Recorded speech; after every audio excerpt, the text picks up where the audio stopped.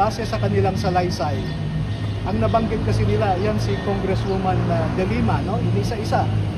At I think mga 10 beses na ni-review nila, no? Every week, bumabalik ako sa kanila, binibigyan ko sila ng draft, etc. Ngayon, si Congresswoman Laila De Lima ay nakikita kasi na nakikipagpulong sa Unit Town 8 sa Polo Club Townhouse sa Forbes Park. At yung mga pumirma sa affidavit, sila kasi yung naghahanda ng pera, sila yung nagdadala, sila rin yung nagbabantay, no? At bago ang meeting, dinadala sa loob ng meeting place. At makikita nila na yung bitbit nilang mga bagahe na may pera, paglabas ng mga nagmi-meeting doon ay bitbit na rin nila ang kaparehong paper bag o paleta man yan.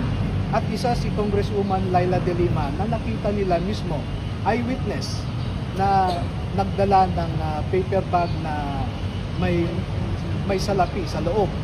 Tuloy-tuloy pa rin ang laban sa matinding korupsyon sa gobyerno na halos trilyong pisong pondo ang umano'y napunta sa bulsa ng malalaking tao sa gobyerno. Yan ay matapos ang matapang na paglantad sa publiko ng 18 na dating mga sundalong Marines na kasamahan ni Master Sergeant Orly Guteza at nagturo kay Pangulong Ferdinand Marcos Jr., dating House Speaker Martin Romualdez at dating ako Bicol Party List Representative Zaldico bilang mastermind sa flood control scam.